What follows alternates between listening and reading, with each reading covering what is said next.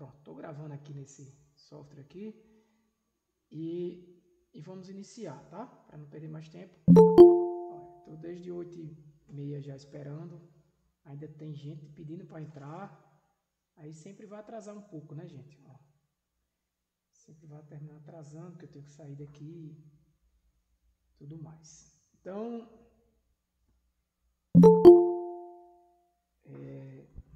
eu vou continuar de onde eu parei, tá? Que foi aqui.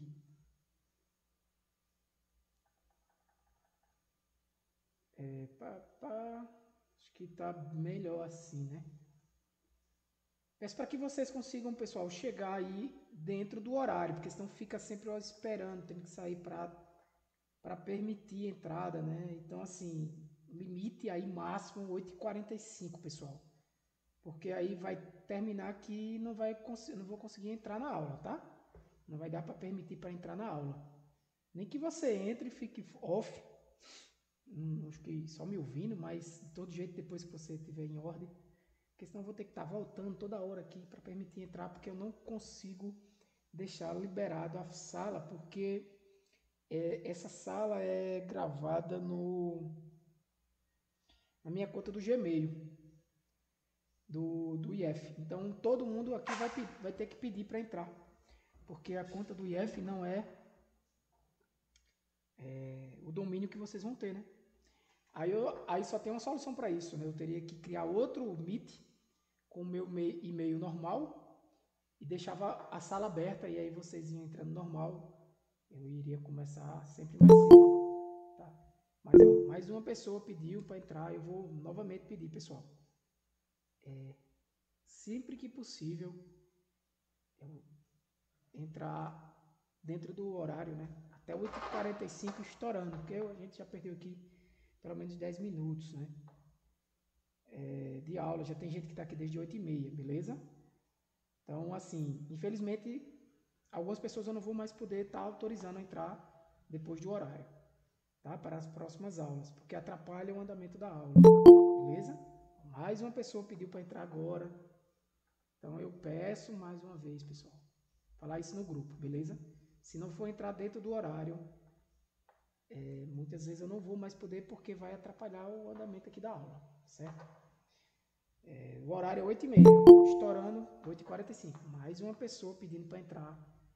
Eu vou lhe dizer, 9 horas não abro mais a sala para ninguém aqui, tá? Se alguém entrar depois das 9 hoje, porque senão vai atrapalhar muito a nossa aula.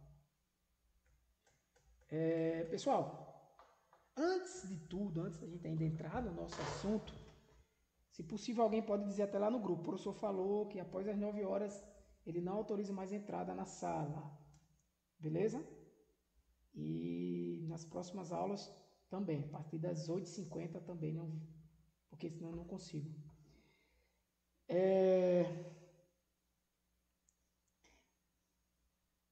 Alguns conceitos importantes que a gente tem que comentar antes de, vamos dizer assim, entrar no conteúdo deste curso, né?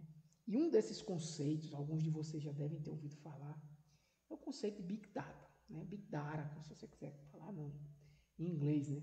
E o que é isso? Isso se refere a quê? Deixa eu ver se eu consigo aqui colocar um modo de apresentação. Aqui esse danado onde é? Eu estou esquecendo de um detalhe, né? Ninguém nem falou. Tem que...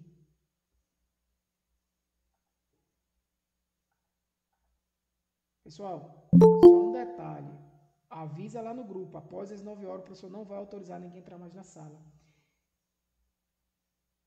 Mais uma coisa. Stephanie, eu estou vendo seu comentário aí.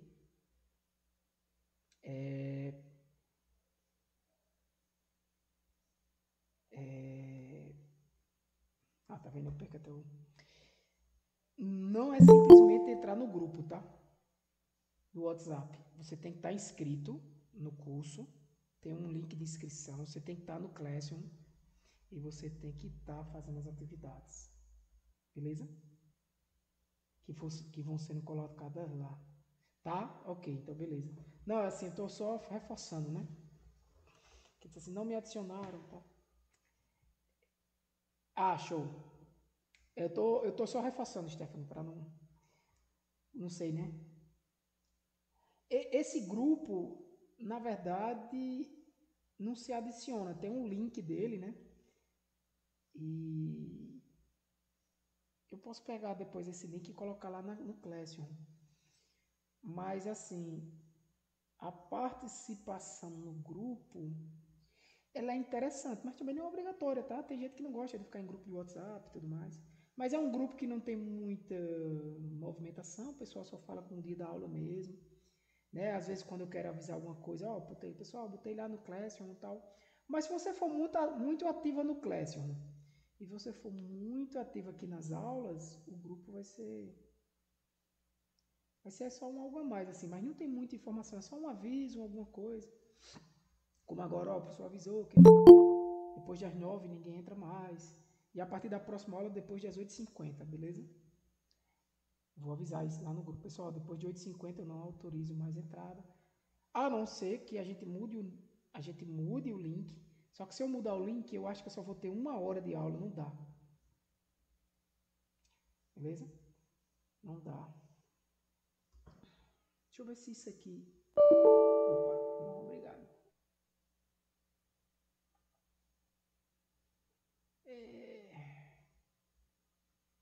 Onde é que tem aqui um... Deixa eu ver esse negócio.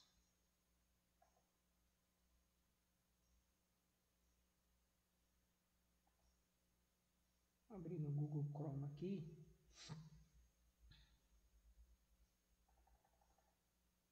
Eu prefiro até aqui. Isso, porque eu vou fazendo assim, ó. Achei isso até melhor. Nós estamos aqui. Então, só para fazer alguns comentários, né, sobre Big Data, que é Big Data, tá? Big Data refere-se a um grande volume de dados que são gerados a partir de diferentes fontes, né? Esse é um conceito que veio surgindo aí nas últimas décadas, né? E esse conceito de grande volume de dados, de grande quantidade de dados, de uma velocidade para acessar esses dados, desafiou o quê? O armazenamento e o processamento de dados que a gente era acostumado.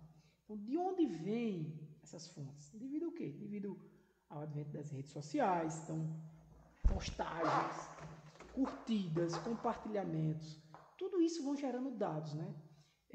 Dispositivos de internet das coisas como sensores, né? Carros inteligentes, entre outros wearables. Ou seja, você vai ficando cada vez mais conectado e tudo que você faz vai sendo registrado, né?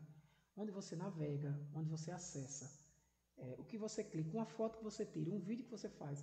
Então essa quantidade de dados foi crescendo exponencialmente, né? Transações financeiras, registros médicos, entre outros. Então, essa lidar com essa grande quantidade de dados é um desafio, né? Essa quantidade de dados em larga escala.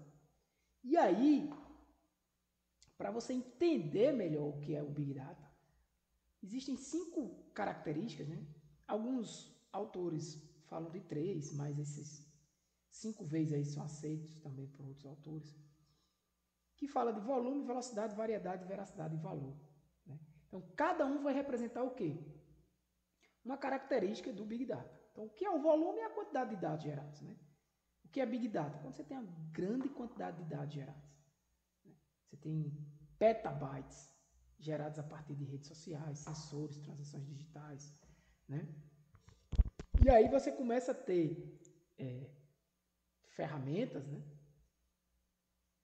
que começam a lidar com isso aí. Por exemplo, a ferramenta que a gente vai utilizar nesse curso não trabalha com Big Data, por isso que eu não vou ficar muito tempo aqui, né? Eu vou passar rapidamente. Mas existem ferramentas como Hadoop, Spark, que são frameworks e ferramentas preparadas para isso, né? São, digamos assim, uma forma, né, a maneira, desculpa, tá zoado aqui, de você lidar com essa grande quantidade de dados. Seria impossível trabalhar com essa grande quantidade de dados em um Excel da vida, por exemplo, no próprio ECA. Tá? Você não iria conseguir carregar e processar isso no seu computador. Né? Você iria travar, você iria demorar meses para treinar uma rede neural, por exemplo. Seria inviável. Tá bom? Então, assim, é só para citar isso para vocês. Outra característica de um Big Data é a velocidade. Ou seja, a rapidez com que os dados são processados, né, gerados. E a tomada de decisão rapidamente. Vocês já imaginaram, por exemplo, o Netflix, a quantidade de dados que eles têm. Vocês estão vendo a tela, né, pessoal? Que às vezes eu esqueço de... Vocês estão vendo a tela. Às vezes eu esqueço de compartilhar, tá ligado? Valeu, Marcos. É isso aí, galera. Pessoal, às vezes eu esqueço de compartilhar e fico falando. Eita, depois vocês assistem até eu botar tudo de novo. Às vezes eu sou um pouco exigente, tá, gente? Assim, com essa questão de dedicação ao curso. Quem me conhece presencialmente sabe como eu sou. Porque eu me preocupo com o aprendizado do meu aluno, galera. Eu tô aqui pra né, jogar assunto, não. Tô aqui pra compartilhar um pouco do que eu sei com essa galera que tá aqui 9 horas da noite, numa quinta-feira, querendo aprender isso aqui, sabe, velho? Isso pra mim é importante demais. É a busca, sabe? Isso é importante demais. Eu fico aqui até 11 horas falando com vocês, sabe? Então, assim, não é simplesmente para eu cumprir minha carga horária, não, sabe? No instituto. É porque eu sei que eu vou ser uma diferença na vida de alguém aqui. Que a paz, aquele conhecimento que se lembrou o professor falando. Claro, você vai estudar mais, vai aprender mais ainda, mas você vai lembrar também que você começou aprendendo aquilo ali ou continuou aprendendo aquilo ali comigo. Então, por isso que, só um parênteses, né, da minha exigência, né? E, claro, pode acontecer um dia atrasado e tal, e eu mesmo dizer, pessoal, hoje não vai ter aula, me atrasei aqui, como hoje eu vim do IF, não vim para casa. Eu parei em um prédio aqui que eu tenho acesso, e tô aqui no prédio para dar aula a vocês, galera. Porque se eu fosse para casa, eu ia chegar em casa agora, de 8h50 em cima já. Sabe? E aí eu tinha que estar autorizando vocês pelo celular e tudo mais. Resolvi parar aqui, que era mais rápido, sabe? Estou usando a internet dele, usando meu notebook. Como eu não vou usar o ECA aqui hoje, não tem problema, é só a aula, né? Vocês viram que a gravação vai estar até no software diferente. Eu estou com outros equipamentos, né? Então isso porque é importante, de fato, para mim o aprendizado de vocês, tá? Apesar de ser um curso de extensão e livre. Então, gente, outra característica é essa variedade, né? Não só o volume, a velocidade com que os dados são gravados, mas a variedade. Né? Você tem textos, você tem imagens, você tem vídeos. Big Data não é só, vamos dizer, tabelado, dados estruturados.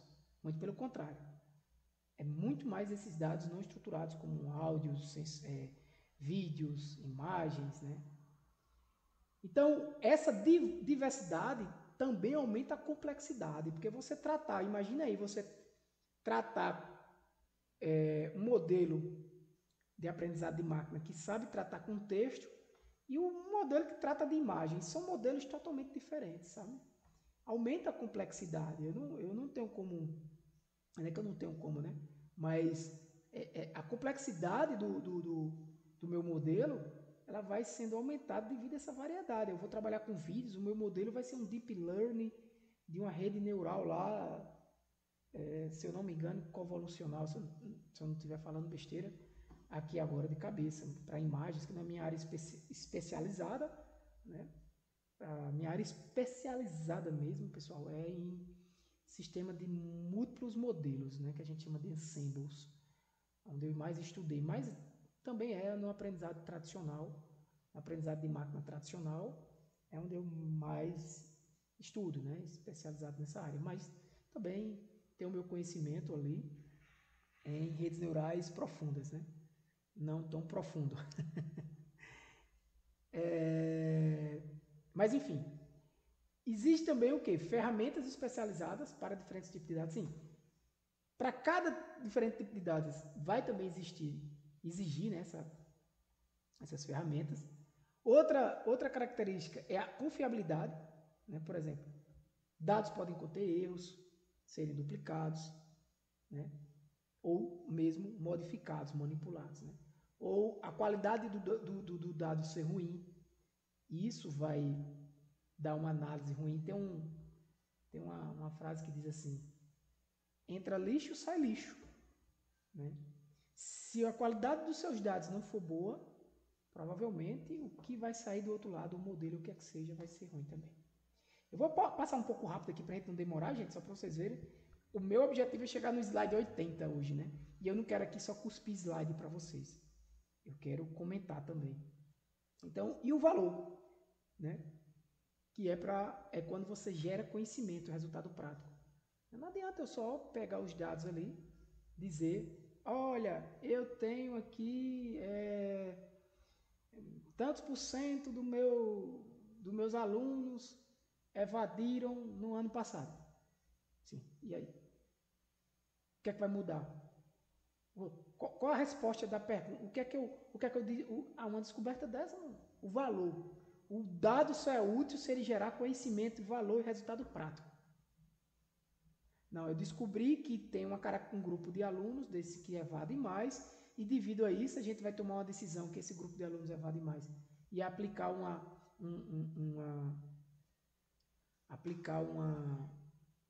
tomada de decisão, tomar uma decisão com esse grupo de alunos de forma que evite que esse grupo de alunos passe a evadir mais do curso e a gente comece a ter uma evasão menor.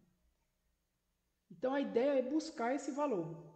Isso, eu estou falando aqui de Big Data, mas isso é válido mesmo para análise de dados tradicional, né? Onde você tem uma quantidade de dados, vamos dizer assim, que, não vou dizer, você disser, quantidade de dados pequena, e o que é pequeno, né? O que é quantidade de dados grande, o que é Big Data, até que ponto é Big Data, até que ponto não é Big Data. Veja,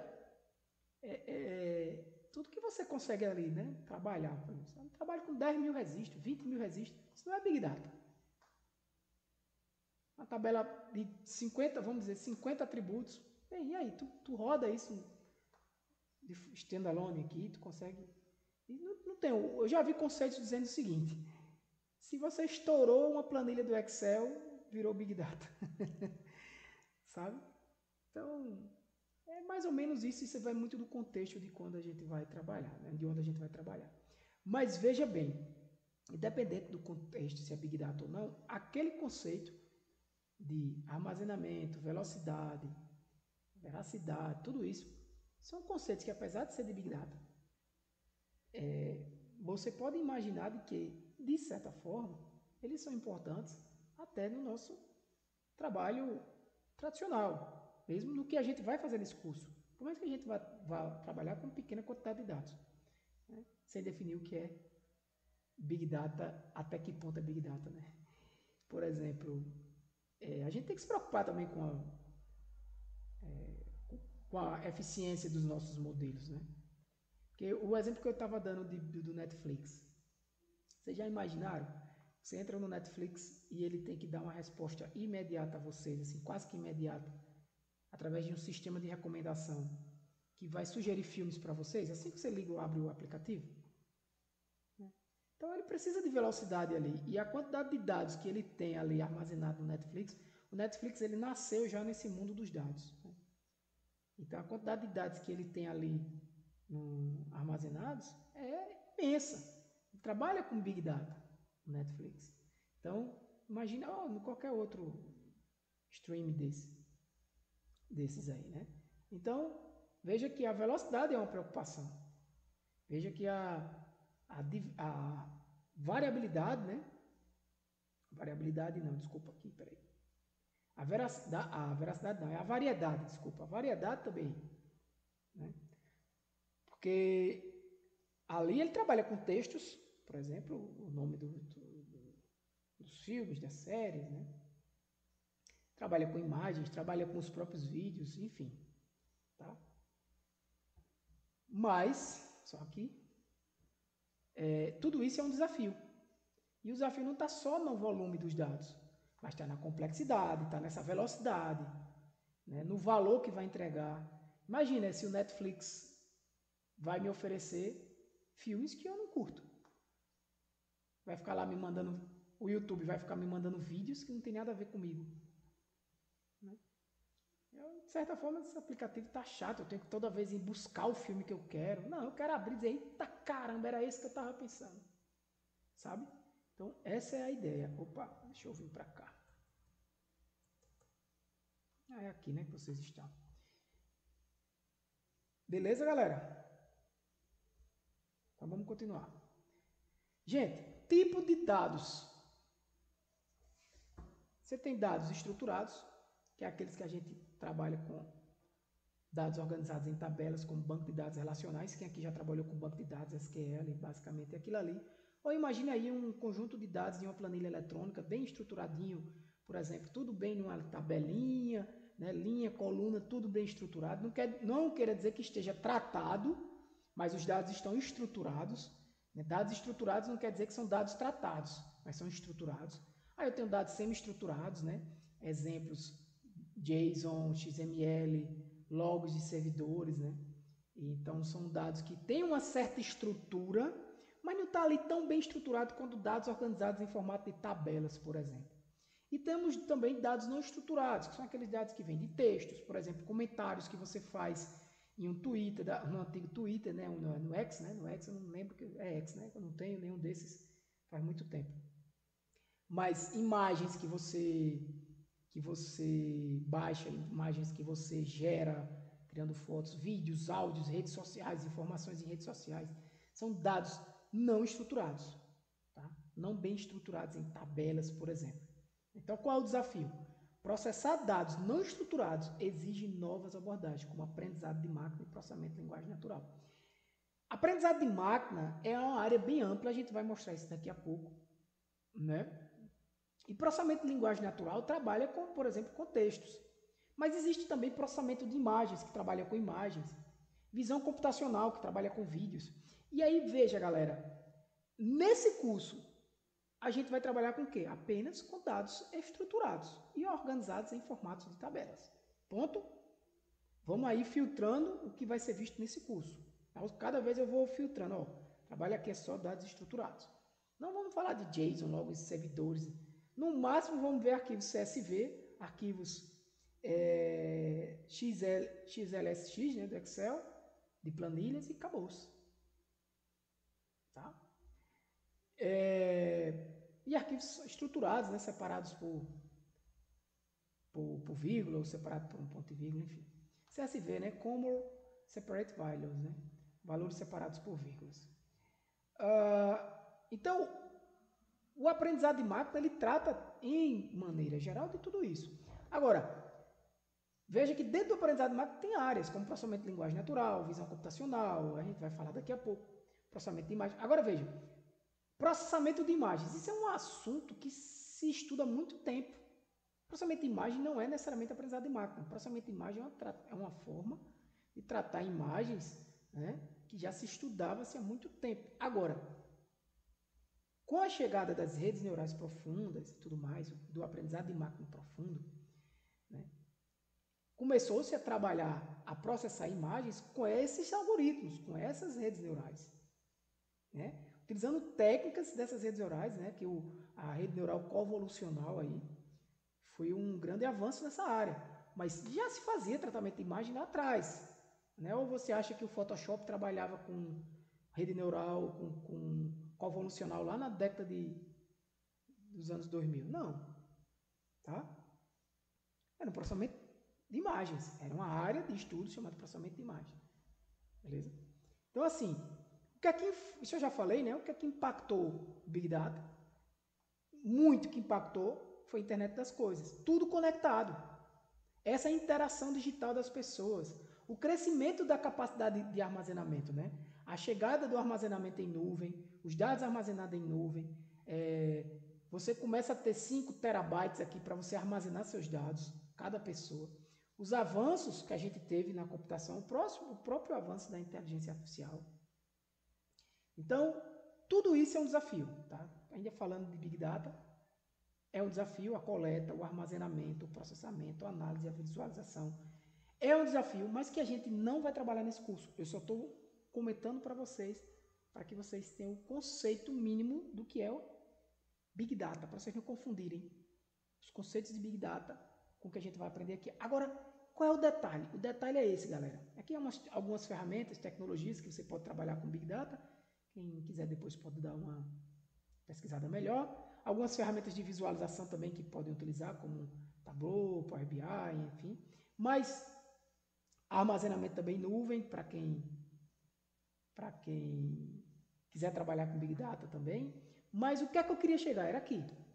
Tá?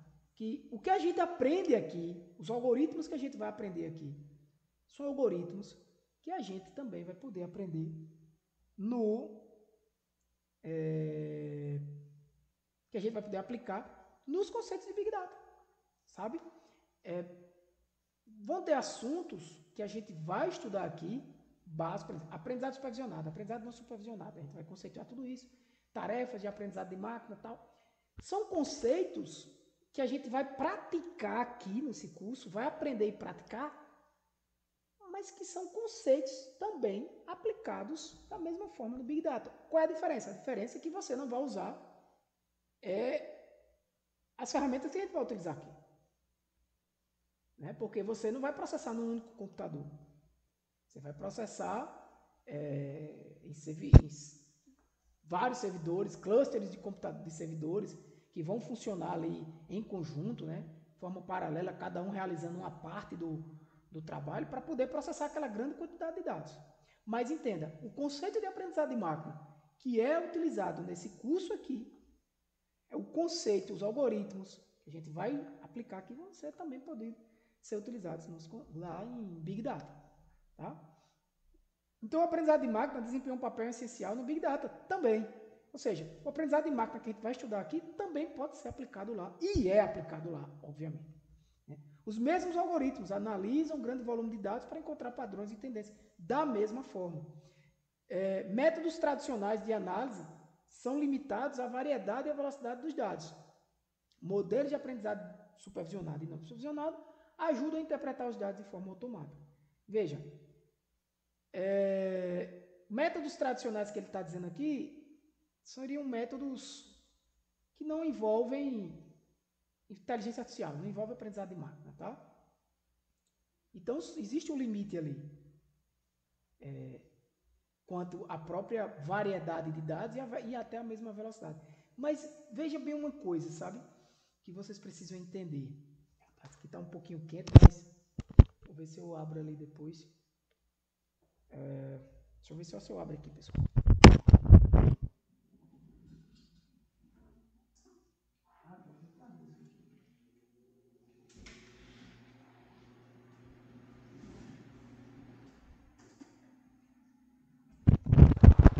Tem um ventilador aqui em cima de mim, mas se o vento estiver ficando ruim aí o vídeo, por mais que a gravação fique um pouquinho depois, vocês avisam.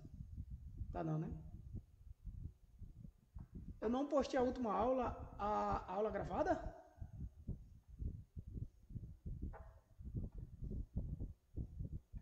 Sério, velho.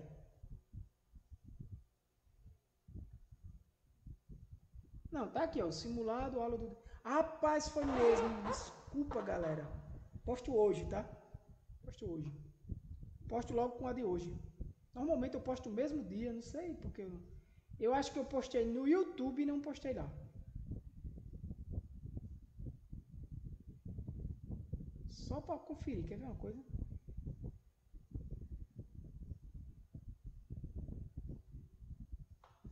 Ó. Aprendizado de máquina, aula de 10. Não. Verdade, cara. Tá faltando o dia 17. Mas vê só, pessoal, eu queria... Se tiver ruim o áudio por causa que eu liguei o ventilador, que tava bem quente aqui, vocês avisam. Eu queria fazer um comentário a vocês sobre isso aqui. Tá. Bem, aqui eu quero que vocês entendam a diferença apenas do uso do modelo de aprendizado de máquina em Big Data e o uso dos modelos de aprendizado de máquina sem ser em Big Data, que é o que a gente vai estudar. O que eu estou querendo dizer é o seguinte, que a técnica, a forma como a gente usa aqui, sim, lembrei o que eu vou dizer, é a mesma que você vai usar lá, diferentes são as ferramentas, é a forma que aquilo vai ser processado, né? E tem uma coisa interessante, sabe, gente? Eu já vi algumas vezes dito assim, quanto mais dados, melhor. Quanto mais dados eu tenho, melhor para o meu algoritmo aprender. Cara, nem sempre isso é verdade. Nem sempre isso é verdade. Isso aí eu tenho estudos que mostram isso, tá? Nem sempre isso é verdade. Existem... Eu me lembro até que na minha tese eu comentei sobre isso. Eu posso até pegar ela depois e olhar onde foi que eu comentei sobre isso e comentar com vocês. Beleza? Mas nem sempre isso é verdade.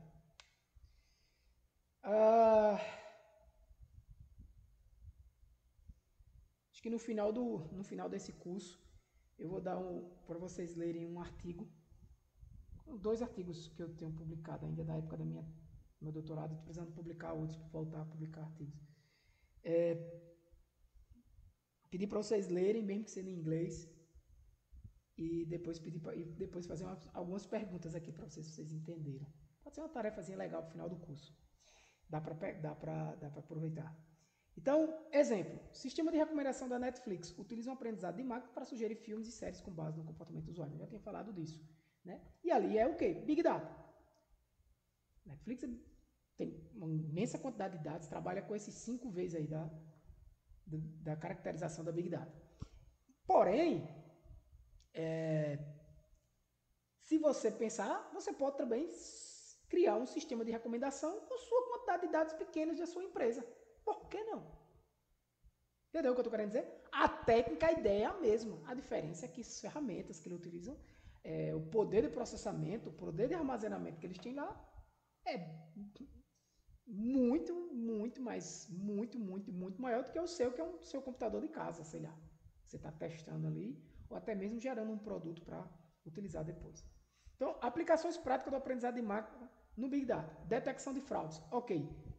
Usa no Big Data, mas eu posso também detectar fraude, sei lá, na base de dados da minha empresa. Mesmo eu não tendo um Big Data ali. Tá entendendo? É isso que eu estou querendo dizer para vocês. A técnica é a mesma. Então, por exemplo, o banco trabalha com Big Data pela quantidade de dados que ele tem. E consegue utilizar algoritmos de aprendizado de máquina para detectar se uma transação é uma fraude ou não. Então, é um exemplo. Análise preditiva. Empresas usam modelos para prever tendência do mercado. Show. Você pode utilizar um modelo seu, da sua empresa, do seu trabalho, o que seja, para prever o que você faz. Por exemplo, eu posso usar os dados que eu tenho de evasão dos alunos do IF para prever se um aluno novo vai evadir ou não. Certo? É isso. Personalização de conteúdo. Plataformas digitais ajustam recomendações com base no comportamento dos usuários. Ou seja, cada um tem o seu conteúdo personalizado. O meu Netflix é diferente de todo mundo aqui. Tá? Mas, se você quiser, você não precisa ter um Big Data para personalizar os teus clientes. Se tu, por exemplo, tiver um site de vendas de roupa e os clientes compram lá no teu site. E tu não tem Big Data ali, não. Vamos dizer que tu não tem. Não, tu vendo aqui, professor, vendo tal. Tenho meus dados de vendas, tratei aqueles dados e eu consigo, vamos falar assim, segmentar os meus clientes, por exemplo. E oferecer para eles as roupas que eu acredito que ele vai comprar. Por exemplo, eu entro, o que é que você acha que vai aparecer para mim? Vai aparecer para mim talvez umas camisas mais de algodão, mais jovial, tal, que branca, preta, que eu compro mais. Né? Aí não pode aparecer para mim um vestido de mulher aí. Eu não compro vestido de mulher, não sei que eu tenha dado presente a alguém. Mas, ou seja, a tua base de dados, ali, por mais que seja pequena, vai aprendendo um pouco sobre mim e tu pode criar modelos ali que vai estar me sugerindo os produtos mais adequados quando eu for entrar no site da tua empresa. pode, inclusive, criar cookies para isso. Não precisa nem eu estar logado, né? Mas vai ser diferente do que aparece para mim do que aparece para você. Não precisa ser Big Data, é isso que eu estou querendo dizer. Então, Big Data e aprendizado de máquina são interdependentes. O crescimento dos dados exige novas formas de processamento e análise, ou seja, exige maior poder de processamento. Formas de analisar aquilo ali de maneira diferente. Eu posso trabalhar, inclusive, às vezes quando a quantidade é muito grande, até dependendo do contexto, até com a amostragem desses dados. O aprendizado de máquina possibilita o quê? Extrair insights, conhecimentos valiosos e automatizar tomadas de decisão. No Big Data é impossível o ser humano conseguir fazer uma análise olhando aqueles dados ali, aquela imensa quantidade de dados. Se você tiver aqui 10 mil registros, já fica impossível para o homem, né? Professor, vou fazer um gráfico aqui para olhar e você ter ideias, mas você não faz previsão bem feita. A combinação dessas tecnologias impacta diversas áreas, aí, enfim, né? Saúde, finanças e tudo mais. O avanço da IA, espera-se que o processamento de Big Data se torne ainda mais eficiente, integrado nos nossos dias a dias, pessoas e empresas. Beleza. Parte 1 de hoje, ok. Agora, é mais rápido essa parte. Parte 2, né? São 3 partes. Aplicações e ferramentas de aprendizado de máquina. Vou deixar dúvidas e discussão para o final, tá, gente? Para não demorar tanto. E também falar do curso de estatística, beleza? Então, aprendizado de máquina na saúde. Alguns exemplos aqui, né? Aqui é mais informativo. Por exemplo, um assistente inteligente que vai analisar imagens e reconhecer padrões ali naquelas imagens, né? Prever doenças a partir de quê? De registros médicos, né? Ou seja, dá probabilidades ao médico de uma doença daquele paciente. E aí você pode perguntar, dizer assim, Tiago, mas aí vai substituir o médico, mas aquela história. Não, ele vai auxiliar o médico. Né? Analisar imagens, como eu já falei. Na área financeira, por exemplo, prever tendências, analisar a quantidade de dados financeiros, prever preços de ações, detectar fraudes em tempo real, como, por exemplo, transações suspeitas de bancos, né? Bloquear essas ações perigosas. Mas só um pause aqui. Professor, mas bloquear, pode ser que bloqueie uma ação minha, eu mesmo comprando. Isso, a gente vai debater sobre isso depois, que é o você. Vou bloquear uma ação que é, vamos dizer assim, um fraude. Então, eu tenho 4 opções. Né? Eu posso dizer que aquilo é um fraude e realmente é um fraude. É o que a gente chama de verdadeiro positivo. Eu posso dizer que aquilo ali não é um fraude e realmente não ser um fraude, que a gente chama de verdadeiro negativo. Vamos estudar isso depois. Eu posso dizer que aquilo ali é um fraude, mas ele não ser um fraude. Eu errei, é o que a gente chama de falso positivo. E também é dizer que aquilo ali não é um fraude e de fato ser um fraude. Né? É o falso negativo. Aí o que é que acontece? Perceba. No caso desse de banco, o que é mais importante? Se for para eu errar, é melhor eu errar bloqueando, ou seja, falso positivo, do que eu errar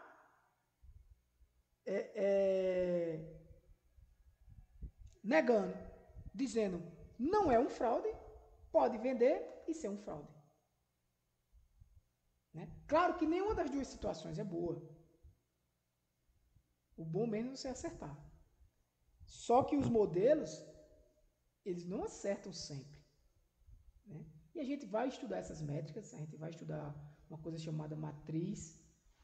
Eita, tem um cara ali com um liquidificador ligado, que eu não sei se está atrapalhando vocês, mas está atrapalhando a mim. Matriz de confusão, beleza? Que a gente vai estudar isso aí. Por caso eu vou fechar a porta aqui.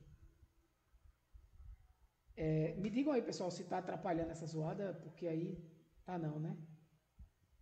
Ó, beleza. Esse microfone parece que tem uma proteção de ruído boa. Então, Exemplo, o banco recebe alerta automático quando seu cartão é usado em outro país sem aviso prévio. A característica ele usou que é venda em outro país e ele faz lá uma pode dizer, um bloqueio, né? Vamos logo dizer que ele bloqueou. Não bloqueia aquela venda, não autoriza aquela venda, né? E era você. Falso negativo. Outra área, no marketing, muito utilizado, né? Como eu já falei, sugerir filmes, né? Sistemas de recomendação. Segmentar clientes. Ou seja, como assim? Eu tenho um grupo de clientes, eu tenho uma promoção. Eu vou mandar essa promoção para todos os meus clientes. Sabe aqueles panfletos entregues no meio de rua? Aquilo pode ser que pegue um. Tem que ser muito barato, cara, para valer a pena. Porque pode ser que pegue um cliente aqui, outro acolá. Mas, cara, você sai assim, meio que aleatório, dando a panfleto ali pro cara. Chega panfleto para mim de, sei lá, compra casa de campo, casas de campo não sei aonde. Eu nem gosto de casa de campo para comprar, para investir nisso. Não tem interesse nisso. Sabe? Então, assim, panfleto no meio de rua é aleatório, né? Não tem segmentação. Agora você tem um grupo de clientes que você tem uma promoção.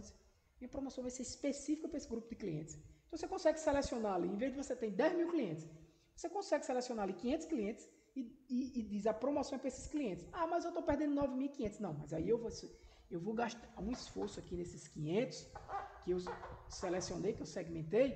Por quê? Porque eu vou pegar e vou trabalhar com esses clientes. Se for preciso, eu vou contactar ele no WhatsApp. A minha equipe, eu tenho 10 funcionários e cada funcionário vai pegar 50 clientes e vai falar com esses 50 clientes. Agora imagina aí se tu pega esses 10 funcionários e tenta falar com os 10 mil clientes. Impossível, né? Você ia ter que cadastrar, contratar mais gente e gastar. Né? A velha questão também do sistema de recomendação. Reconhecimento de fala, né? Os assistentes virtuais aí que a gente está acostumado. A tradução automática em tempo real, os tradutores. Enfim, o exemplo aí de usar um reconhecimento de fala. O que é a visão computacional, né? A visão computacional, gente, é a grosso, bem grosso modo, fazer o computador enxergar, né? É como se o computador enxergasse aquilo ali. Por exemplo, carros autônomos utilizam visão computacional. E tudo isso é aprendizado de máquina. E vamos trabalhar com isso no curso? Não. Vamos trabalhar só com dados estruturados. Não vai ter visão computacional, vídeo, imagem. Não vai ter isso. Aí tu tem que fazer um curso de graduação em ciência de dados. E aí vocês estão fazendo. Né? Mas aqui vai dar uma abertura, alguns de vocês aqui estão fazendo. Isso aqui vai dar uma abertura para vocês, né? Esse curso aqui. Conhecimento que vocês vão ter aqui. Sistema de reconhecimento de objetos. Sabe quando você vai tirar uma foto, reconhecimento de rosto, fica lá a câmerazinha detectando seu rosto. Supermercados automatizados que identificam e cobram o produto sem precisar passar pelo caixa. Né? Hoje em dia, esses são os empregos que ficam mais ameaçados, sabe, galera? Esses são os empregos que ficam mais ameaçados. Esses empregos que são mais repetitivos que qualquer um faz. Está ali sentado e passa o caixa. Então a máquina vai substituindo. Exceto existam leis que proíbam que o supermercado seja 100% automatizado. Né? Mas mesmo assim, pessoas ali vão perder o emprego. Né? O caixa, para não fazer longas filas, ele coloca uns automatizados ali. Quem tem mais prática vai comprar duas besteiras, compra e no instante passa ali sem precisar pegar a fila. Beleza? Algumas ferramentas de aprendizado em Python, mais comum hoje em dia, né, que é que eu recomendo que vocês utilizem. Tiago, por que a gente vai trabalhar no ECA? Porque esse curso aqui é de iniciação. É um curso que eu não vou ter tempo de falar de programação para vocês. Eu não tinha como dar em 39 horas nesse curso os conceitos que eu vou passar para vocês usando Python. Eu ia ter que obrigar que todo mundo já soubesse programar em Python. E até bem. Então, 39 horas não dá nem para dar Python direito básico. Entendeu? isso que eu estou querendo dizer. Então não dá. Agora, como eu quero aqui atingir pessoas até que não são de programação, né, que são de computação, mas pessoas de outras áreas de saúde, ou pessoas de áreas de humanas que querem, por exemplo, aplicar um conceito que vai aprender aqui. Você vai sair desse curso já com a possibilidade de aplicar o conceito que vai aprender aqui na sua pesquisa da universidade, na sua empresa, se você tiver, na sua vida pessoal.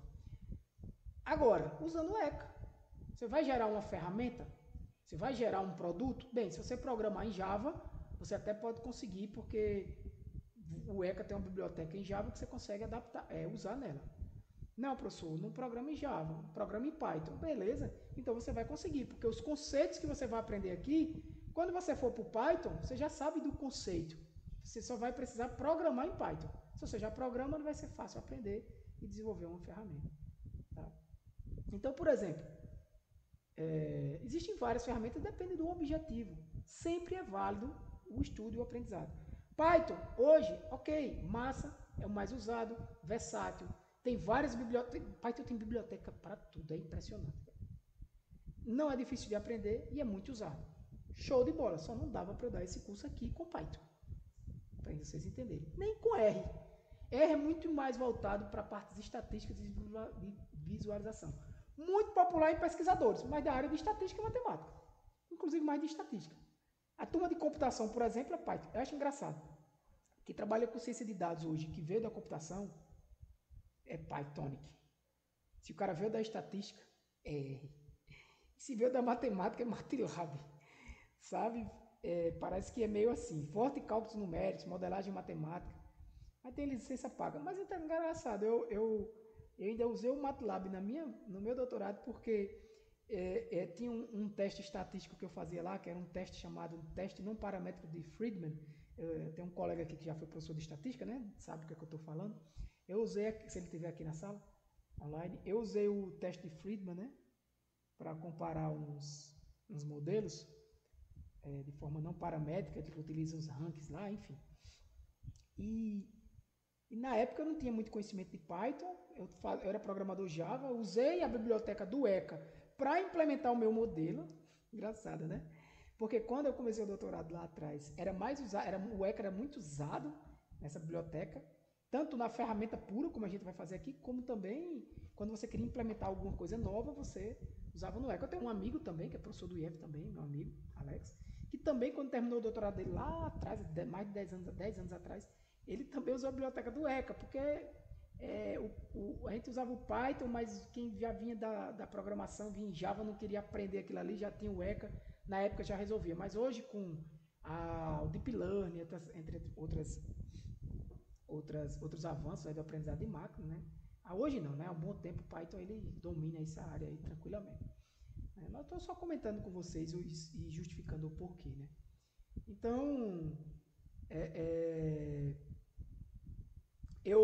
eu não tinha como fazer esse teste. Eu tinha umas ferramentas que me davam no Excel mesmo esse teste, mas me davam uma resposta em formato de tabela. E eu queria a resposta em formato gráfico, no Excel não me dava. Então eu descobri uma forma de fazer isso no MATLAB.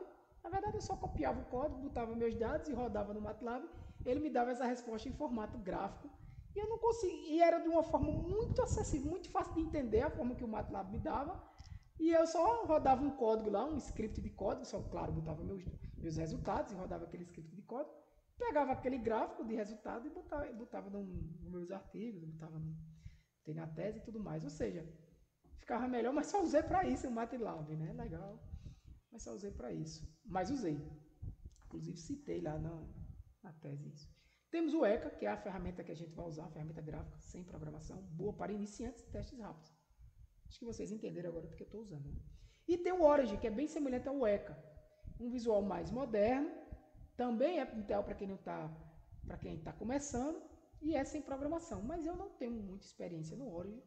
E assim, eu acho o ECA até mais fácil. Vai ver que é porque eu já usei muito. Né? Então, vamos lá. O Python, né, eu já expliquei. Funciona como uma caixa de ferramentas, uma linguagem de programação. Aí ele tem biblioteca como Scikit-Learn, que vai ter vários algoritmos implementados de aprendizado de máquina. Vai ter o TensorFlow, Keras, PyTorch aí para redes neurais, para para as questões mais avançadas em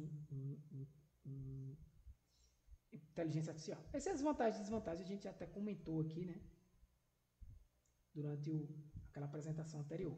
Vocês podem dar uma olhada depois. O MATLAB, o ECA, a desvantagem é pouca flexibilidade, porque é o que você faz o que está lá na ferramenta já feito, né? Se você quiser uma flexibilidade maior, aí você precisaria programar isso aí em Java, né? Porque ele tem a biblioteca dele lá em Java. Acho que eu até já mostrei para vocês isso, não foi? Aí, muito usado em sala de aula para você entender os conceitos de classificação, agrupamento. O Orange, né?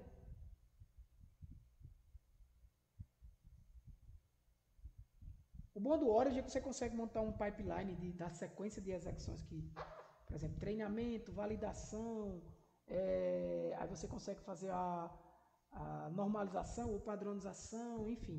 Você consegue fazer um passo a passo. Depois que você monta toda a sua estrutura, você consegue fazer um passo a passo.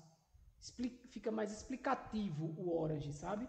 De todo o processo. É como se fosse o Orange ele trabalha como se fosse um fluxograma de coisas que foram acontecendo. Você vai ligando com setinhas mesmo e fica mais fácil de entender, de fato. Tá? Eu acho que a curva de aprendizado dele é maior do que a do ECA ainda. Então, o aprendizado de máquina está em todas essas áreas. E entre outras, não só nessas. Até na educação, como vocês estão vendo, é o que eu estou fazendo. Então, a escolha da ferramenta vai depender até do seu nível de conhecimento. Como vocês são iniciantes, é assim eu considero, o Eco Origin, porque não usa programação. Se eu tenho algo mais robusto, eu vou para Python. Eu digo a vocês, daqui, entendi o conceito, professor, eu quero me avançar. Eu sou da área de TI, eu quero avançar, eu quero programar para análise de dados, eu quero programar para ciência de dados. Eu digo, vá para Python. É a minha recomendação. Não precisa você estudar R, nem MATLAB, não. Tá? Não precisa ficar aprendendo tudo, não. A não ser que você vá trabalhar num canto que tem que aprender R. É diferente, você vai ganhar dinheiro por causa daquilo ali. Você for para escolher uma, sair daqui, quer avançar, vai para Python. Beleza?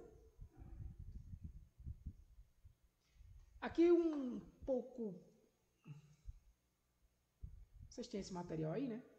Mas aí um pouco de explicativo, que é o exemplos de aplicações de aprendizado de máquina. Aprendizado de máquina ele pode ser, basicamente, eu vou falar isso mais na frente, supervisionado, não supervisionado e por reforço. Né? Então, por exemplo, quando eu quero identificar se um e-mail é um spam ou não, eu tenho um tipo de aprendizado de máquina que a gente chama de supervisionado. Como assim supervisionado? Supervisionado porque o algoritmo, a gente vai detalhar isso nas próximas aulas, sabe, gente? Eu acho que até na próxima. O algoritmo, ele tem um conhecimento se um e-mail anterior, os e-mails anteriores eram spam ou não, sabe? Ele tem todas as características de um e-mail e no final ele sabe, era um spam ou não era um spam. Então imagina isso aí numa tabela estruturada, pronto. Por isso que a gente vai trabalhar só com dados estruturados. É o que a gente chama de aprendizado supervisionado. O algoritmo tem essa informação. Para quando ele receber um novo e-mail, ele classificar como sendo spam ou não spam. Previsão de preços, a mesma coisa. Só qual é a diferença da previsão de preços? A diferença é a seguinte, quando eu classifico como spam ou não spam, eu estou classificando de forma binária. Eu tenho duas opções. Ou é spam ou é não spam. É categorizado. Quando eu classifico uma previsão de preços, eu estou classificando valores. Valores de imóveis, por exemplo. Eu tenho vários imóveis, características. Imagina aí, 50 atributos, né, 50 variáveis que a gente vai falar daqui a pouco são isso, de imóveis. E no final o preço daquele imóvel. Imagina aí o tamanho, área, bairro, cidade, sei lá, quantidade de quartos, número de suítes, enfim.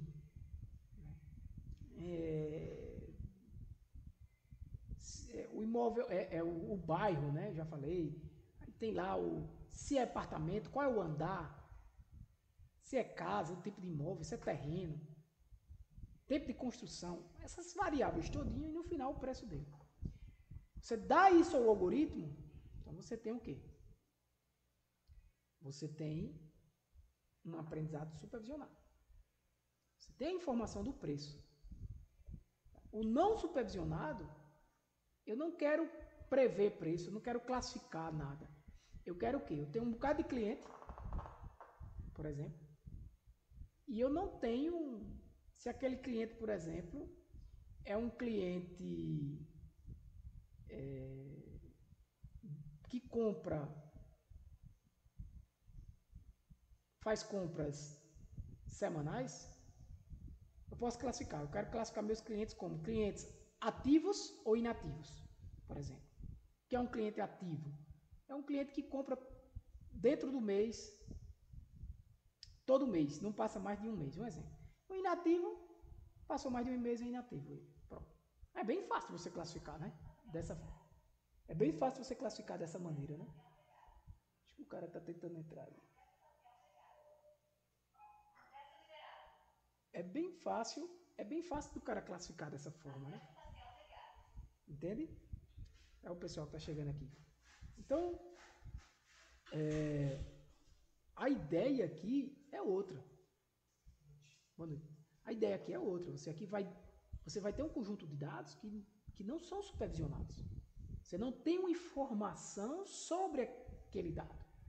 A informação que você tem é que o cliente, o nome dele, o bairro, a data que ele comprou, quanto ele comprou, mas no final eu não quero classificar ele. O que é que eu quero? Eu quero agrupar esses clientes. Então eu tenho um outro tipo de aprendizado que vai o quê?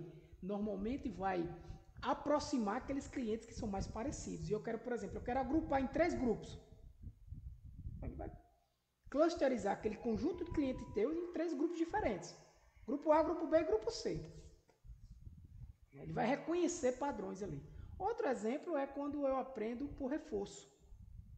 Carros, por exemplo, é tentativa e erro. Aqueles robozinhos, vai andando, aprende a limpar dentro de casa. Se ele for andando, bate na parede. Opa, já não vou mais andando por aqui que eu vou bater na parede. Dobra à esquerda. E assim vai. Jogos, né? Ele tem uma recompensa. A ideia aqui é que existe uma recompensa. Essa imagem aí, que está também no material de vocês, pessoal. Essa imagem aí, ela traz um geral de aprendizado de máquina. Pode deixar. Ela traz um geral de aprendizado de máquina. Sabe?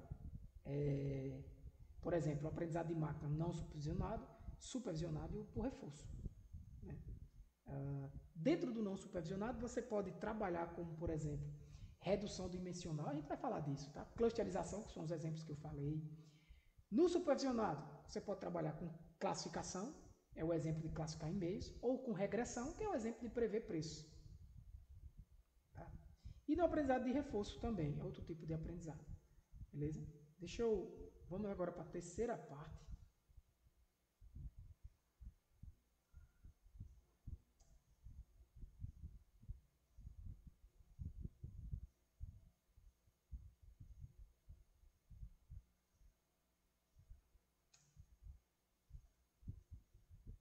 Não está mais do jeito que eu queria, não. A terceira parte é estrutura de dados em aprendizado de máquina. Acho que era 150 aqui. Como os dados são estruturados? Isso aqui eu já falei para vocês que existem vários tipos de dados, a forma que os dados estão estruturados, né? Não estou deixando... É porque eu queria ver aqui para não deixar em tela cheia, sabe?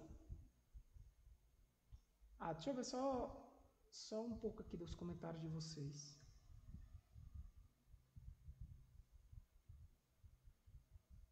E né? Na ciência política também o R é muito pop ainda. Deixa eu ver aqui os comentários. Tem vários, né, comentários de vocês aqui. Eu vou deixar para o final, tá, gente? Estrutura de dados no aprendizado de máquina. No aprendizado de máquina, a estrutura de dados é como eu vou organizar essa informação. Nós, nesse curso, vamos trabalhar com dados estruturados. E os dados estruturados, eles são estruturados basicamente em tabelas ou matrizes. Por exemplo, linhas e colunas. Cada linha eu vou ter o quê? Um exemplo. Por exemplo, um paciente, um produto, um e-mail, uma compra, um preço de um imóvel, vai estar numa linha. E colunas. Cada coluna representa o que? As características. É o que a gente chama de features ou atributos. Vão se acostumando, tá? A gente pode chamar de features, atributos.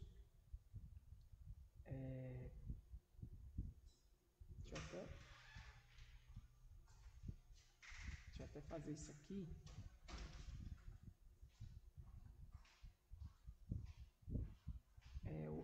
Eu não consegui deixar feito. Acho que não fica tão legal assim não. E vocês...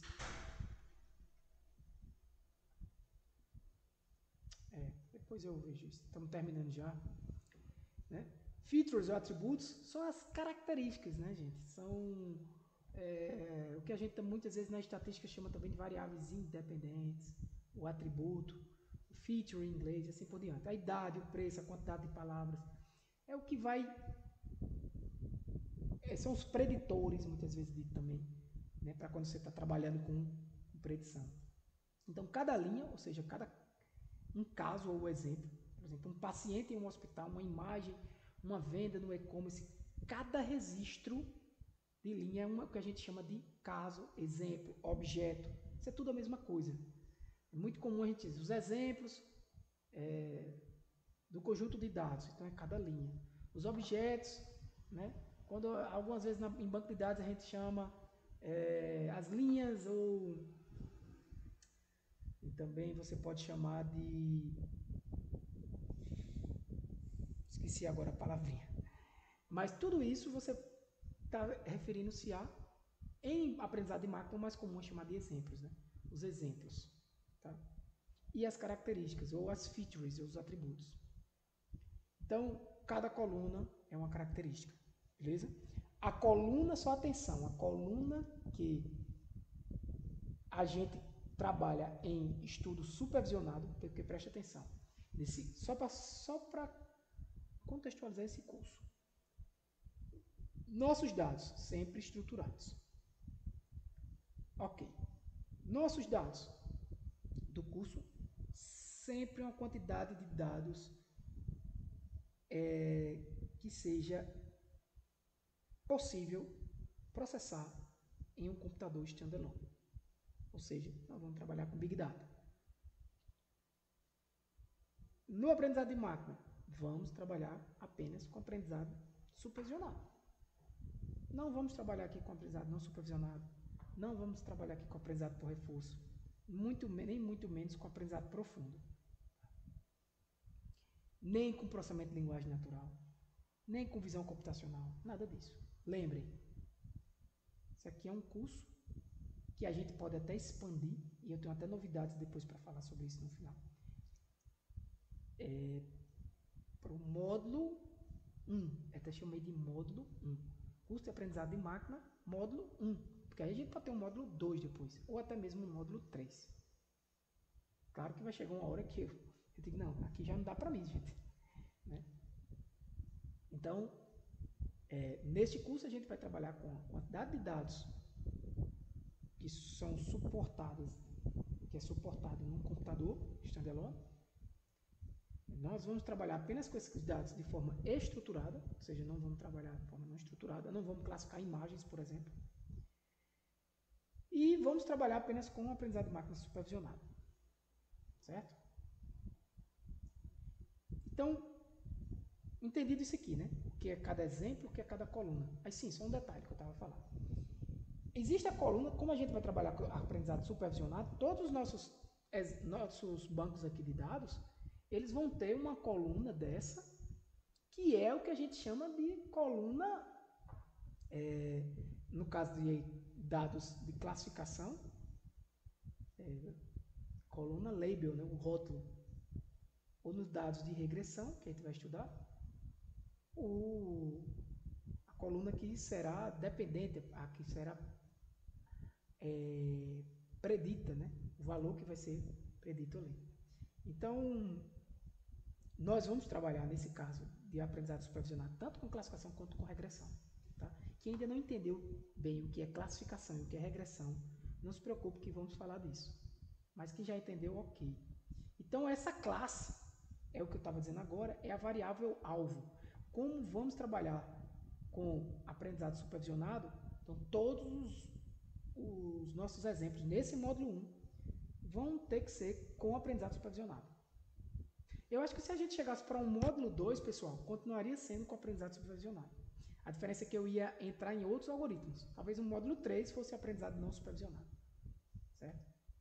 Então, a classe, também chamada de classe, atributo especial, é esse atributo que eu vou prever. Né? Muitas vezes chamado de rótulo. O rótulo é o valor que eu vou prever. É o valor que o modelo tenta prever. Por exemplo, é a coluna que diz se aquele e-mail é spam ou não. Spam, sim ou não, 1 ou 0. Ou spam ou spam. Tá? Alguém falou aí? Professor, tá me escutando? Tô. A gente parou na página 43. Esse, onde você tá no seu slide, não tá mostrando pra gente. Caramba, por que vocês não falaram isso Ele, antes? ele parou em conclusão, Big Data e a aprendizagem de máquinas são interdependentes. Parou ali. Mas, rapaz, e como é que vocês estavam acompanhando aí? Ah, Deixa eu... pelo seu slide. Sério? Sim. Eu vou abrir aqui de novo. Não sei por quê. Será que foi porque naquela hora que eu mudei? Vocês estão vendo agora? Não estão vendo não, porque Não, vocês... eu digo, não é o problema seu, o problema é nosso mesmo. Tipo, que você disponibilizou na plataforma, no Classroom, Não! Na plataforma só está até o 43, não é na isso? 43. Mas vocês estavam vendo minha tela. Também. A minha tela estava atualizada, no caso. Sim, estava atualizada a Ah, página tudo 73. bem, tudo bem. Então deixa eu só... Eu posso postar aqui agora, pessoal, mas... Obrigado. Obrigado. Eu ia atualizar lá ele. É esse material aqui que você está dizendo, né? Ó. Slide das aulas, editar. Vou apagar esse. Fazer o upload. Desse aqui. É porque, como eu disse a vocês, né, gente? Esse material está sendo feito para vocês, tá?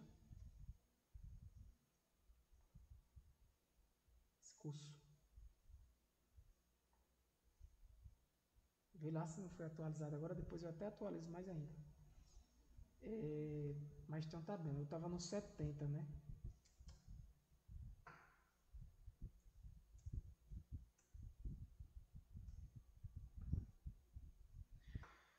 Então, não, estava até mais. Então, estava aqui. Então, pessoal, a classe, o atributo, é esse atributo que você vai prever. Né? Na classificação seria, ele é spam ou não é spam? Isso é uma transação fraudulenta ou não é fraudulenta? Né? Na regressão seria, qual o preço desse imóvel? Um valor. Né? Ou poderia até pensar aí, existe uma probabilidade aqui, né? Disso aqui aconteceu ou não. A probabilidade também pode ser trabalhada como um problema de classificação, né? Se você disser assim, acima de 50% é sim, abaixo de 50% é não. Não é um exemplo. Mas vamos comentar sobre isso. Ou seja, doente ou saudável, né? Isso é o atributo classe, tá, gente? E os atributos independentes são aqueles que vão ser utilizados para a gente fazer a previsão. É aquilo que eu falei, tanto no problema de classificação quanto no problema de regressão. Certo? Então, informações como número de palavras suspeitas, isso é um atributo, ou um atributo que a gente chama independente. Alguns lugares chamam de atributo especial a classe. Né? Horário do envio. No e-mail você pode ter N aí. Né?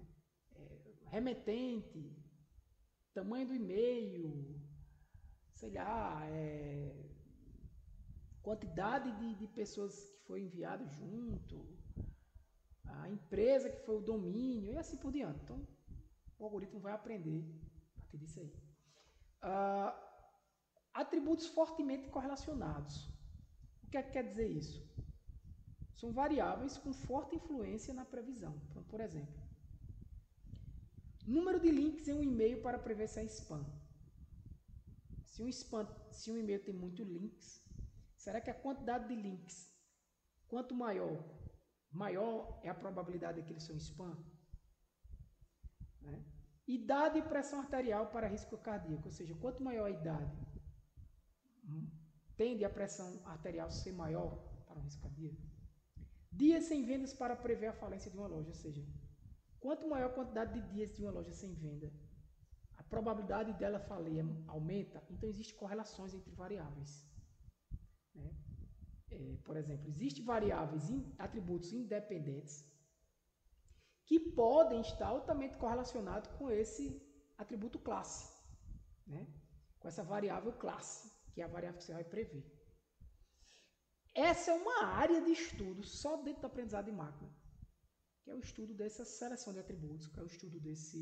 Quais atributos eu vou usar? Será que vale a pena usar todos os atributos que eu tenho? Será que eu devo usar só um atributo? Eu vou prever o preço do imóvel. Será que eu só devo usar o bairro, a área, a quantidade de quartos, a quantidade de suítes, o número de banheiros, se é apartamento ou se é casa, o andar? E aí?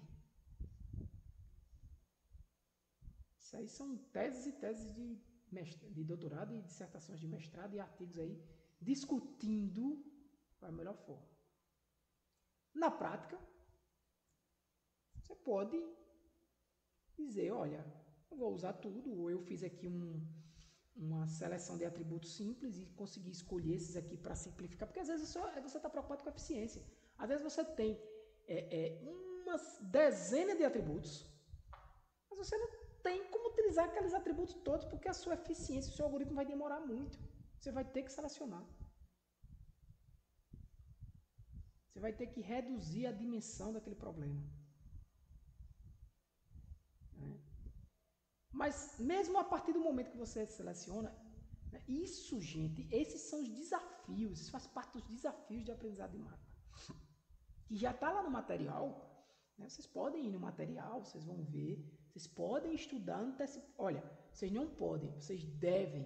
Por mais que eu atualize às vezes aquele material, eu mudo conteúdo que está lá no iniciozinho, dou uma atualizada e boto lá, e cada vez que eu boto tem uma versão nova, mas normalmente eu só vou atualizando de onde ele está para frente, eu não mudo muito o que eu já escrevi, mas pode mudar o que já foi escrito, né? O que já foi analisado, o que já foi colocado no material, quer dizer, na apostila de vocês do curso, né?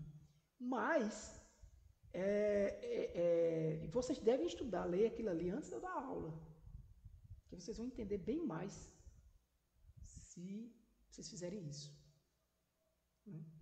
Essas primeiras aulas tem que passar essa teoria, né? É importante, mas a gente vai entrar na parte prática, tá? Não se preocupa. E também não se preocupa, gente, se chegar no final do que eu queria ensinar, não der tempo, eu dou aula extra, sabe? Marco com vocês quando estiver chegando perto do final do curso. Galera, não vai dar tempo, São João, segura aí, vamos dar umas 2 aulas na semana em vez de uma. Nas 2 últimas semanas, em vez de 2, uma aula na quinta, vamos fazer uma aula extra aqui no sábado. Vamos fazer outro sábado extra aqui. Mas não vamos deixar de aprender. Então, essas variáveis que são mais correlacionadas, normalmente elas têm um peso maior na hora de fazer a previsão. Tá? Um resumo. Classe é o valor que você vai prever, spam ou não spam. Muitas vezes chamado também de rótulo, né? Variável dependente, muitas vezes também chamado. Atributos independentes ou os features, ou somente atributos, são essas informações que a gente vai usar para fazer a previsão da classe. E atributos correlacionados, ou seja, variáveis que têm uma relação forte com a classe e que muitas vezes têm um peso maior na hora de fazer a previsão. Não sei se alguém perguntou, aí que eu não estou vendo o chat, né? Ninguém falar não falou, mas poderiam perguntar, professor, e atributos correlacionados entre eles? Isso é um problema, sabe? Existe uma correlação entre features, sabe? Entre esses atributos independentes. Não é uma correlação com a variável classe, entre os atributos independentes.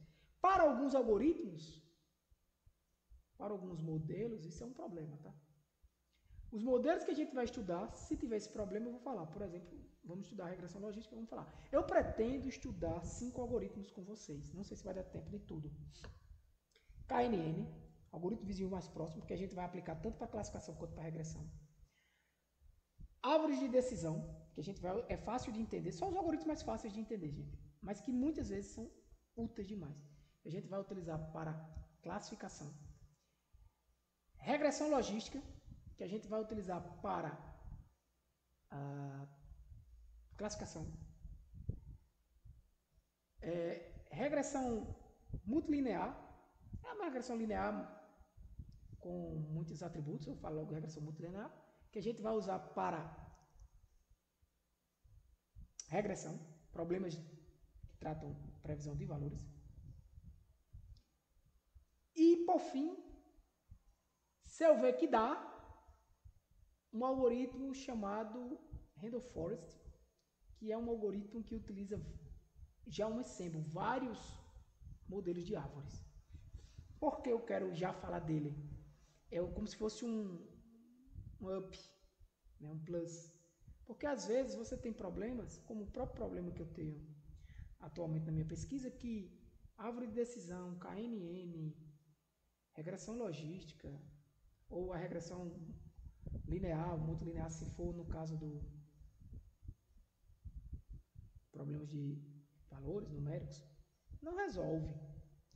E aí você começa a precisar apelar por outros algoritmos mais potentes, mais complexos, mas que você ganha por um lado e perde por outro, sabe? Então, ou eu uso ele, ou eu uso, na verdade, um algoritmo chamado de Naive Bayes, que não é difícil de entender, um algoritmo baseado em probabilidades também. E aí, também não iria resolver nosso problema, mas para vocês entenderem inicialmente, Randall Forest não estaria num curso desse inicial, tá? Mas eu posso deixar como um desafio, assim, ó, pessoal, estude isso aqui, esse Randall Forest. Eu posso só mostrar não explicar a aula, mas só mostrar ele, né? Mostrando, ó, tá vendo? Ele foi melhor do que esses outros. Mas pelo menos 5. Seria esse de probabilidades aí. Tá? Seriam bem mais fáceis de você entender inicialmente. Fáceis de você interpretar. Se a gente conseguir falar dos 5, pessoal, será ótimo. Se a gente conseguir falar só de 3, será ótimo, porque vocês vão ter o conceito inicial. Aí é só vocês dizerem assim, professor, a gente quer um módulo 2. Eu abro um curso em seguida. Sem problema. É um novo projeto lá. Sim, tipos de dados. Os dados podem ser numéricos, como por exemplo valores que podem ser somados, comparados, preço, idade, altura, são valores numéricos. Esses valores numéricos, eles podem ser valores numéricos até que sejam discretos ou não, reais, por exemplo. Eu posso ter valores numéricos, mas valores numéricos do tipo, deixa eu ver aqui, quantidade de vendas. Então é 1, 2, 3, 4 vendas. Você não tem 1,5 vendas. Tá? E você ter também valores numéricos reais, como o preço do imóvel, ou não, ou você pode ter uma probabilidade de acontecimento de algo, mas tudo isso seria numérico, né? Às vezes você está trabalhando com dados discretos, numéricos discretos, como por exemplo, eu não estou entrando em detalhes aqui de tipos de dados, tá, gente? Para quem já tem um certo conhecimento em tipos de dados, eu não estou entrando em detalhes aqui, mas estou dando uma geral para vocês. Mas vocês podem ter um problema, por exemplo, de idade, né? Ninguém tem, normalmente a idade, a gente não diz que tem 20 anos e meio, né? Isso tem 20 anos. Então, a idade normalmente é esse valor inteiro, discreto. Mas se você, por exemplo, tiver uma base de dados onde você vai prever a idade de uma pessoa, por exemplo, e você treina esse algoritmo para prever a idade com valores discretos, números inteiros, 1, 2, 3 e assim por diante, você, na previsão lá, você pode ter um algoritmo que vai prever com 10,5. A não ser que você trate aquilo ali para 10 ou para 11. Mas ele vai prever, por mais que não exista ninguém com 10,5 anos, sabe? Mas na previsão, o algoritmo pode passar a prever assim. Aí você pode pensar, Tiago, então vamos fazer um problema de classificação? Rapaz, não dá, é um negócio meio complicado, porque tu vai ter, por exemplo, se tiver pessoas de 1 a 50 anos, tu vai ter 50 classes, 50 possibilidades. Isso não é muito comum. Né? É normal que problemas de classificação você tenha, basicamente você trabalha com problemas binários, né? Que é, normalmente, hispano é hispano. Né? Esse aqui é fraude ou não é fraude? Você pode ter também um problema que não é binário, com 3 classes, né? Eu quero classificar essa imagem como uma imagem boa, ruim ou ótima, sei lá. Entendeu? Você já tem 3, muito problema de multiclasse. Então são os dados categóricos, né? Como gênero, cor, tipo de produto. Você não tem um valor numérico. Dados temporais, normalmente aí você tem esses dados baseados. Aí, se você for um curso mais de probabilidade, estatística, você ia começar a estudar distribuições, né? Inclusive a gente comenta sobre isso no curso de estatística. Distribuições que estão mais relacionadas com isso aí. Vendas por dia, temperatura por hora. Né? Então, isso aí você teria dados temporais. Mas você pode transformar isso aqui num problema de previsão, por exemplo. Se você tiver um conjunto de dados que não, o atributo alvo, né, vamos falar assim, seja um valor que você queira saber a quantidade de vendas por dia que você vai ter. Então você pode ter um problema aí de série temporal que você vai prever quantas vendas você vai ter nos dias seguintes, né? Então, imagens e vídeos, enfim, são outros tipos de dados já, como vocês já sabem, que a gente não vai trabalhar nesse curso.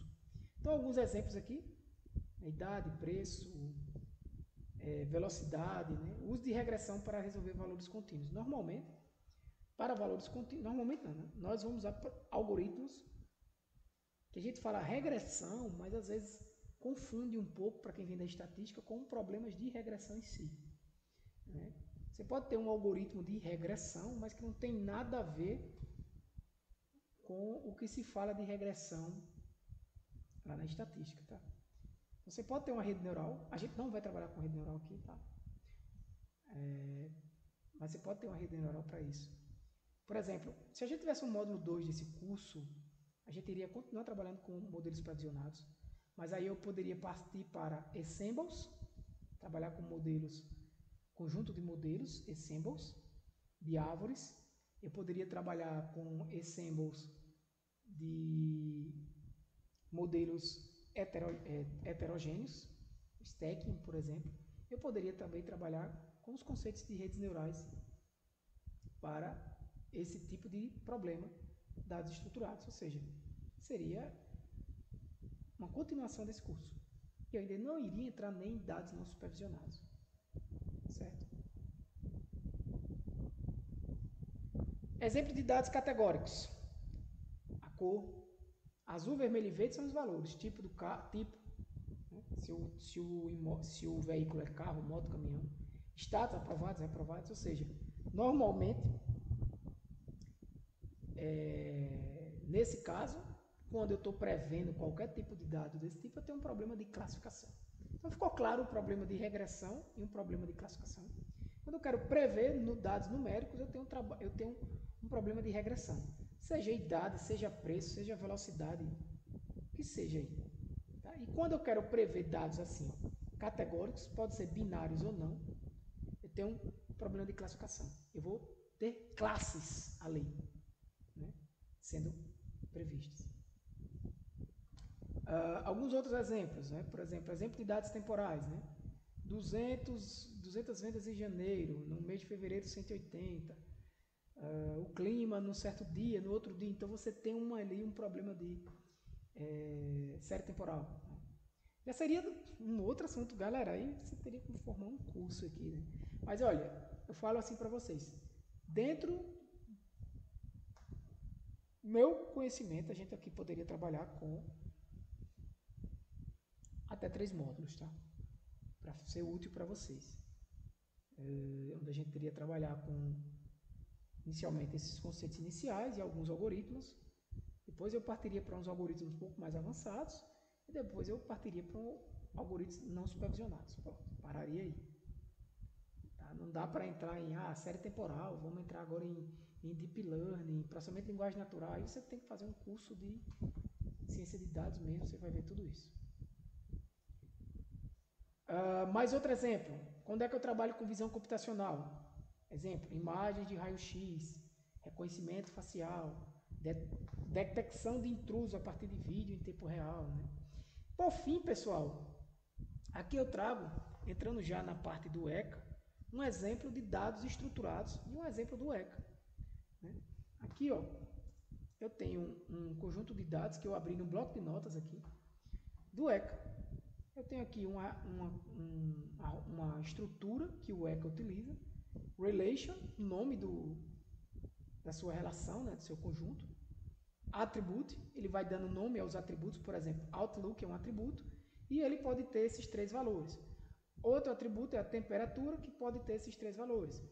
Eu tenho outro atributo que é o humidity, que pode ter esses 2 valores. O wind, esses 2 valores. E o play, que é o atributo aqui, classe, né? O rótulo, yes ou no. Então, se lá fora está ensolarado, a temperatura é quente, a umidade é alta e o vento é alto, vai ter play ou não? Vai ter jogo de tênis ou não? É isso que ele diz, sabe? Então, por exemplo, aí ele vem ó, com um arroba data, isso aqui é uma estrutura, né? Uma sintaxe do... Se o teu conjunto de dados não estiver dentro dessa estrutura, o ECA não vai entender, tá? Ele precisa estar basicamente nessa estrutura. Então, por exemplo, eu tenho um exemplo aqui, ó, que é Outlook, ele olha aqui, ó, tem que estar um desses 3, sun. Se você esquecer de um N desse ou do Y, ele vai dar um erro. Então, ele é ensolarado, vírgula, que é para passar para o próximo, mas para o próxima coluna. Temperatura quente, né? Umidade alta, right? Vento, não está ventando, acho que é isso, wind, né? False. E então não vai ter play. Não dá para ter play. No. E aí ele vai tendo outros exemplos. Sun, hot, high, true, no também. Veja que engraçado. Só olhando só esses 2 exemplos aqui, você vai ver que a diferença desses 2 exemplos é só esse último atributo aqui. Ó. E os 2 não tiveram play. Ele já começa a entender, os algoritmos de maneira geral, que sun, hot, high, ou seja, ensolarado, muito quente e umidade alta, não dá para ter play. Tá? Não dá para ter play. Aqui é um conjunto de dados muito pequeno, tá, gente? Mas ele é um conjunto de dados didático que dá para a gente rodar no ECA, aprender, ver a árvore que vai ser gerada ali e tudo mais. Para concluir, pessoal, o que é que a gente precisa hoje ter entendido? Entender a estrutura de dados. Entender a estrutura de dados é a base para aplicar, que a estrutura de dados é a base para aplicar no aprendizado de máquina. Né? Se você vai trabalhar com dados estruturados, não estruturados, semi-estruturados, mas você precisa de dados para aplicar em aprendizado de máquina. A relação entre as variáveis independentes e a classe é o que vai definir como esse modelo vai ser gerado. Então, você tem um algoritmo, você tem um conjunto de dados, você tem um modelo que vai ser gerado a partir daquele algoritmo, daquele conjunto de dados. O tipo de dado que vai influenciar diretamente as técnicas que vão ser utilizadas. Então, dominar todos esses conceitos é o primeiro passo para obter valor real a partir de dados. Beleza? Conseguimos aqui, fizemos aí, ó. Eita, não gravou? Será que não estava gravando? Sei não. Sei não, galera, se ficou gravada essa aula, hein? Quem perdeu aí. Eu vou parar aqui para não ficar muito grande, mas ó, tá com 1h30 aqui, gente, ó. Tomara que fique gravada, né, gente? Galera, dúvidas?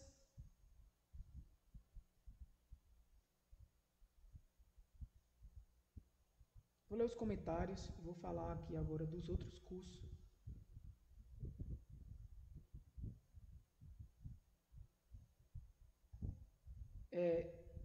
Marilise, né? Acho que tu não voltou para aula não, né?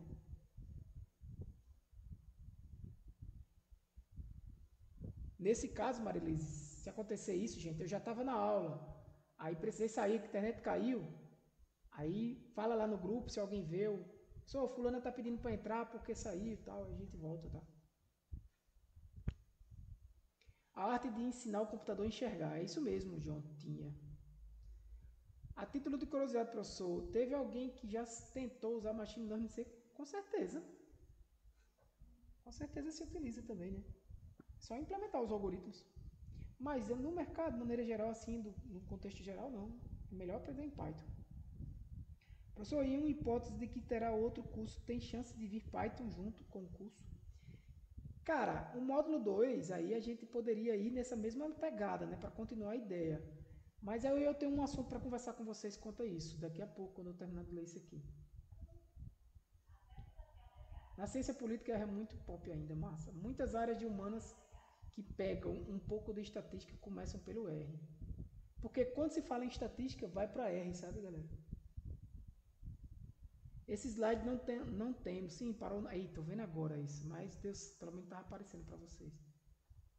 Eu não entendi. Jotinha, depois das explicações, ainda tu conseguiu entender? Não, 10 e 17, né? O supervisionado, a gente vai ter aula disso, tá? O supervisionado, pessoal, é quando você... boa noite. É quando você, no seu conjunto de dados, você tem a informação do atributo alvo. Você vai aprender sabendo, na base de treinamento, que um certo e-mail era spam ou não. Porque lá no atributo alvo tinha informação. Eu tenho uma base de dados de e-mails enviados. E naquela base de dados eu tenho vários atributos e no final eu digo se ele é spam ou não. Quando eu dou para o meu algoritmo esses dados, eu dou com essa informação se ele é spam ou não. Meu algoritmo aprende e gera um modelo a partir daqueles dados e aí novos dados que venham de e-mail, novos e-mails, aos quais eu não sei se é spam ou não, eu vou classificar ele como spam ou não. Isso é um aprendizado supervisionado. Ele tem a supervisão dele. Ele é supervisionado porque eu tenho aquela informação. O não supervisionado imagine eu ter esse mesmo conjunto de e-mails, mas eu não sei se era spam ou não. O que é que ele vai fazer? Ele vai tentar agrupar, deixar e-mails parecidos agrupados em um grupo com e-mails parecidos e outros grupos de e-mails aqui. Eu separo em dois grupos. Eu não sei se aquele e-mail é spam ou não. Eu só tenho um bocado de e-mail. Não sei se era spam ou não. Separa esses dois e-mails. Ele separa. Pode ser que naquela separação ele tenha separado aqui um grupo de e-mails que eram a grande maioria eram mais spams e esse outro grupo de e-mails não eram spams. Então ele conseguiu separar, mas ele não sabia quem era quem. Ele pode, por exemplo, separar esses dois e-mails, grupos de e-mails, mas a ideia que ele separou aquilo ali não foi baseado em uma ideia de que vai conseguir separar spam e não spam. Ele talvez tenha separado ali baseado em e-mails promocionais e não promocionais, ou e-mails de pessoas, e-mail de empresas, né? E-mails publicitários e e-mails que não são publicitários. Mas não, na verdade, não necessariamente era spam e o outro não era spam. Então, assim, ele tem uma base de dados em que ele não sabe no final se aquilo era spam ou não, mas eu consigo separar esses dois grupos de esses e-mails em dois grupos ou em três. O exemplo dos clientes é mais fácil de entender. Eu tenho um bocado de cliente na minha empresa e eu não sei se aquele cliente, não sei o que é, não sei categorizar aqueles clientes. Então eu peço para esse algoritmo não supervisionado agrupar meus clientes. Então ele vai deixar clientes mais parecidos em um grupo, clientes mais parecidos em outro grupo, clientes mais parecidos em um terceiro grupo, por exemplo. Se eu pedir para agrupar em 3, se eu pedir para agrupar em 2, ele vai agrupar em 2. Se eu pedir para agrupar em 5, ele vai agrupar em 5. Entendeu? Então, assim, ele não tem uma classificação daqueles clientes, ele só tem um bocado de cliente, mas ele não foi classificado aqueles clientes. Então, o algoritmo não supervisionado consegue segmentar. O supervisionado, não. Eu tenho uma base de dados e, no final, eu tenho um atributo que eu classifico.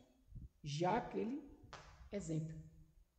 E por que eu faço isso? Eu já classifico porque o meu algoritmo vai aprender para que novos clientes ou novos e-mails ou novas transações eu consiga dizer e classificar baseado nos dados antigos. Ah, entendi agora. Massa. Qual é o próximo material a ser estudado? É só você seguir ali o assunto. Já está no tópico 5, eu acho. Só você seguir o assunto que a gente parou hoje. Entendeu? Tudo claro, massa, gente. Só você seguir. Eu posso fazer algumas alterações de matéria na apostila? Posso. Sempre que eu alterar, eu posto lá, vocês vão receber uma notificação que está atualizada. Você baixa sempre a mais atualizada e vai estudando o assunto que está à frente do que a gente já viu. Para quem não entendeu algo dessa parte teórica, eu recomendo a plataforma W3 School, muito boa. Tem muitos exemplos práticos. Galera, estudar é isso aí, né? Ficar limitado a isso aqui não, tá? Isso mesmo, deixa eu abrir aqui. Eu acho que inclusive eu pego imagens de lá, sabe? Isso. Intro.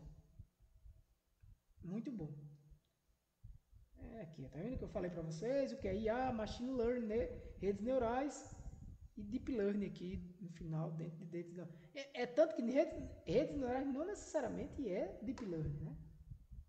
Você pode ter redes neurais e não está usando, e não está fazendo Deep Learning.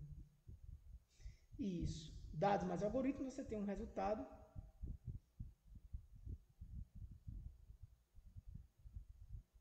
Aqui você já está falando de redes neurais já. Aqui ela já está falando de redes neurais, tá? Aqui eu não vou falar disso aqui nesse curso, tá?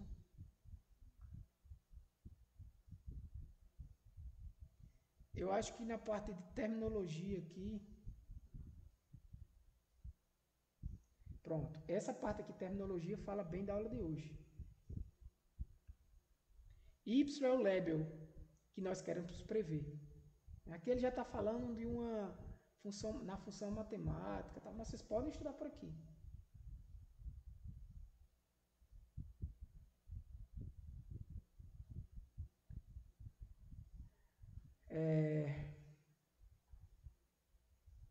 Deixa eu parar, tá, galera? Vou parar aqui para a gente conversar de outro assunto.